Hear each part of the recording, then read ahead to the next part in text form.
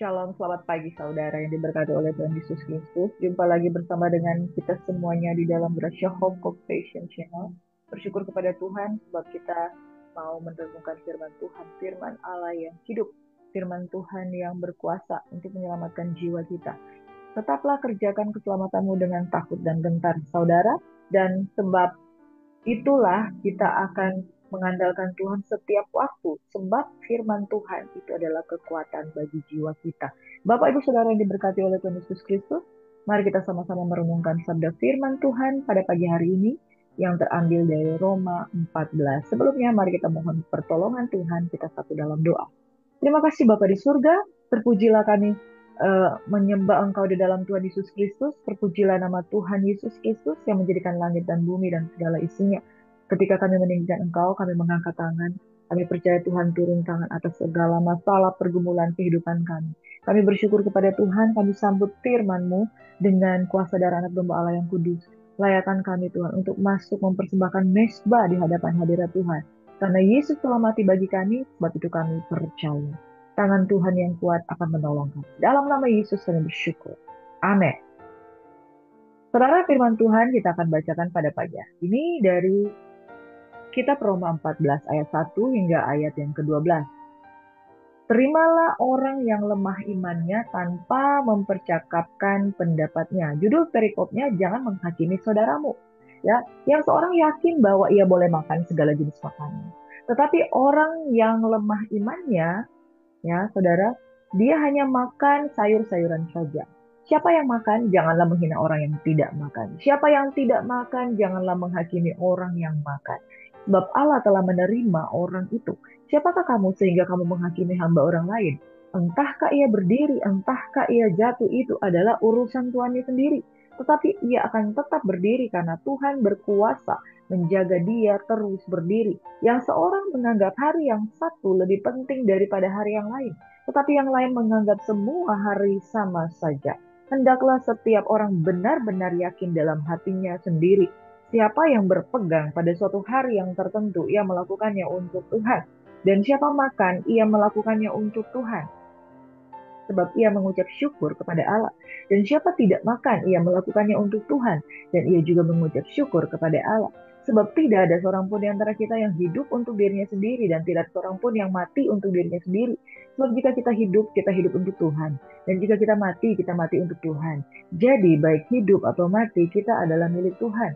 Sebab untuk itulah Kristus telah mati dan hidup kembali, supaya ia menjadi Tuhan baik atas orang-orang mati maupun atas orang-orang hidup. Tetapi engkau, mengapakah engkau menghakimi saudaramu? Atau mengapakah engkau menghina saudaramu? Sebab kita semua harus menghadap tahta pengadilan Allah. Karena ada tertulis, demi aku yang hidup, demikianlah firman Tuhan. Semua orang akan bertekuk lutut di hadapanku, dan semua orang akan memuliakan Allah. Demikianlah setiap orang di antara kita akan memberi pertanggungjawaban tentang dirinya sendiri kepada Allah.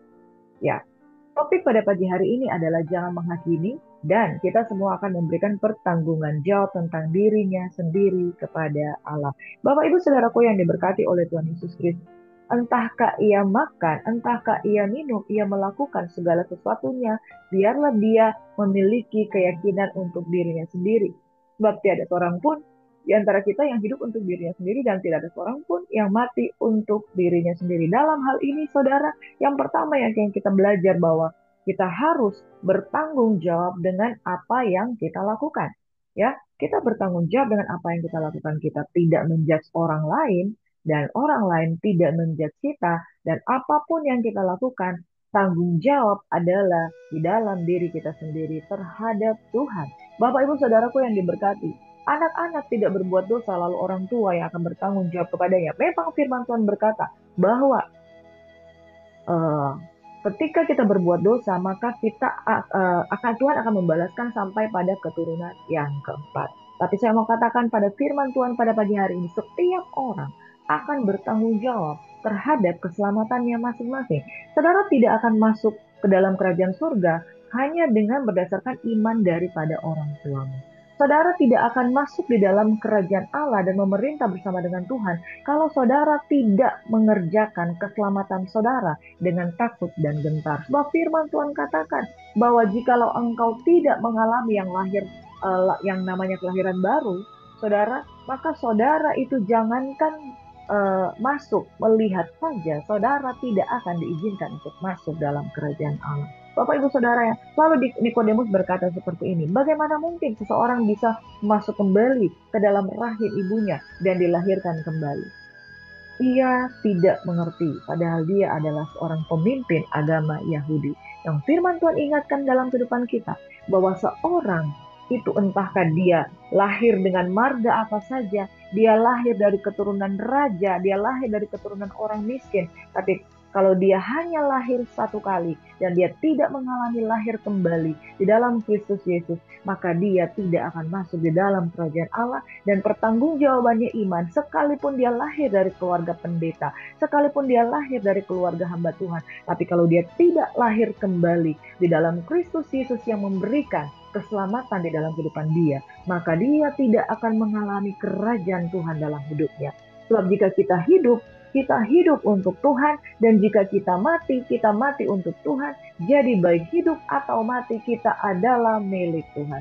Saudara, jadi yang pertama, setiap orang akan memberikan pertanggungjawaban tentang dirinya sendiri kepada Tuhan. Yang kedua, sebab jika kita hidup untuk Tuhan. Jika kita mati untuk Tuhan. Orang yang mempertanggungjawabkan dirinya untuk dirinya sendiri, maka dia harus membuat pilihan.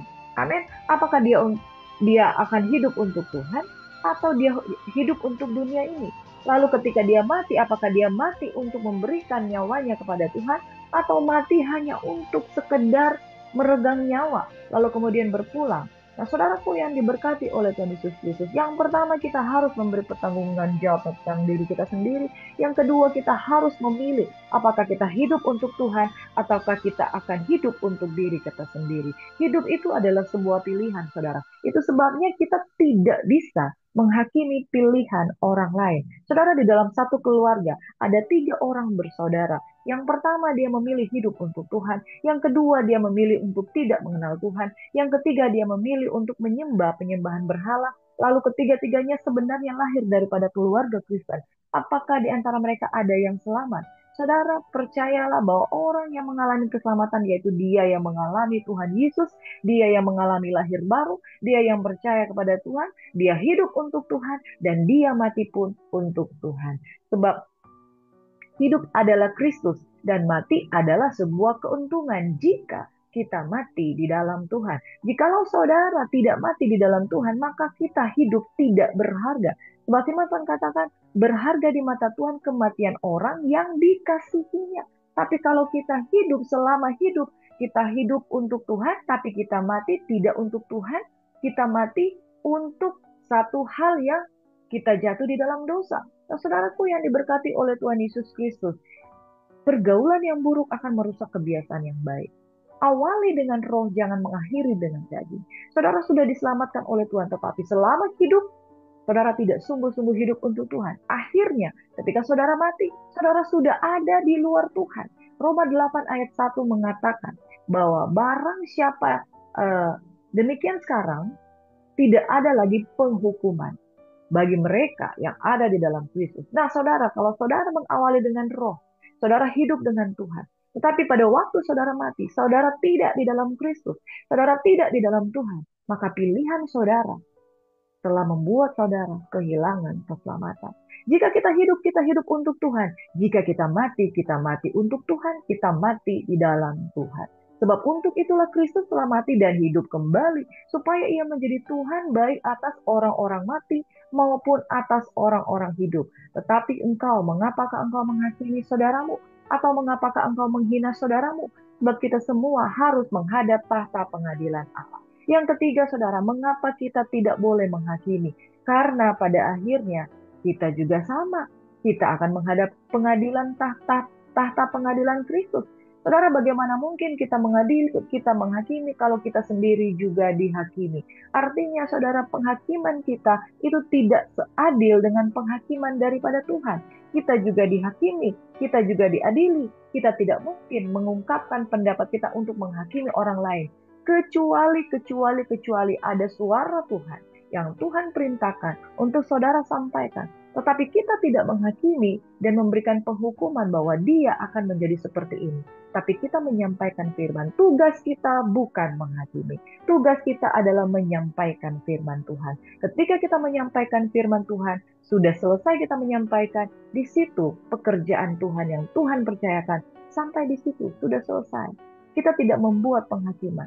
Karena entah ke orang hidup, entahkah orang itu mati, itu adalah urusannya sendiri dengan Tuhan. Itu sebabnya saudara yang terakhir, jaga hati kita. Sebab dengan kita tidak menghakimi saudara, maka hati kita itu akan berbaju sirahkan keadilan. Kita dapat menilai segala sesuatu dengan objektif, tidak subjektif. Tapi kalau saudara orang yang menghakimi, maka saudara akan menjadi subjektif. Subjektivitas itu akan terjadi. Saudara akan menilai menurut apa yang menurut pandangan saudara yang saudara lihat. Yang saudara tidak lihat, saudara tidak tahu.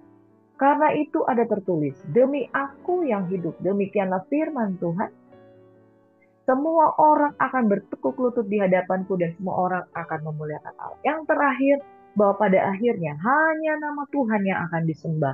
Saudara yang menghakimi, saudara akan mencuri kemuliaan Tuhan. Karena saudara berpikir saudara lebih hebat, saudara lebih benar, saudara lebih suci daripada orang lain. Orang Farisi itu ketika dia duduk di bait suci, dia berkata, saya ini sudah melakukan segala sesuatu, saya sudah berpuasa, saya orang benar. Tapi orang itu adalah orang kafir, orang berdosa. Ya, dan dia merasa bahwa dialah yang diterima. Padahal firman Tuhan katakan, penghakiman adalah hakku, firman Tuhan. Semua orang harus bertekuk lutut di hadapanku, termasuk orang-orang yang sudah mengalami Tuhan. Jangan merasa diri benar, karena kita semua sama di mata Tuhan. Harus bertekuk lutut di hadapan Tuhan. Bapak, Ibu, Saudara, kita harus memberi pertanggungjawaban tentang diri sendiri kepada Tuhan. Kita harus memilih apa yang benar di hadapan Tuhan. Dan kita harus hidup, membuat pilihan hidup itu untuk Tuhan. Ya, baik untuk hidup, baik untuk mati, kita serahkan untuk Tuhan. Dan jangan menghakimi, karena itu adalah haknya Tuhan. Dan semua orang harus bertekuk lutut di hadapan Tuhan. Demikian firman Tuhan yang kita renungkan pada pagi hari ini. Perihal, jangan menghakimi. Sebab itu adalah haknya Tuhan. Berilah tempat kepada murkanya Tuhan. Tuhan tahu apa yang dia harus lakukan. Tanggung jawab kita adalah bersyukur, jaga kekudusan, hidup memberi diri untuk Tuhan, jaga hidupmu dengan perisai iman, dan kenakan baju sirah keadilan, supaya engkau dapat menilai segala sesuatu dengan adil, tidak menghakimi, tidak menjatuhkan, tidak menyalahkan orang lain. Demikian firman Tuhan supaya kita jangan menghakimi, karena kita sendiri akan dihakimi dan kita semuanya harus bertekuk lutut di hadapan Tuhan. Tuhan Yesus kiranya memberkati. Tuhan kiranya memberkati dan melindungi engkau. Tuhan menyinari engkau dengan wajahnya, memberikan engkau kasih karunia. Tuhan menghadapkan wajahnya kepadamu, memberikan engkau damai sejahtera. Diberkatilah yang sakit, yang letih lesu dan berbeban berat. Diberkatilah yang sesat jalannya, engkau bawa pulang. Yang terbelenggu, engkau bebaskan. Yang buta, engkau celikkan. Yang lumpuh, engkau buat berjalan. Dan saat ini semua yang percaya, penuh dengan iman, engkau dikasihi, engkau diberkati, engkau dimuliakan. Berilah persembahanmu kepada Tuhan dengan ucapan syukur, maka Tuhan akan memelihara kehidupanmu.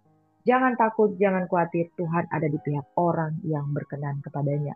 Dalam nama Yesus, demikian sekarang tidak ada lagi penghukuman bagi mereka yang ada di dalam Kristus Yesus. Haleluya, semua yang percaya berkati Tuhan sama-sama katakan, amin. Shalom, selamat pagi, Tuhan memberkati, God bless you. Selamat beraktivitas. Shalom.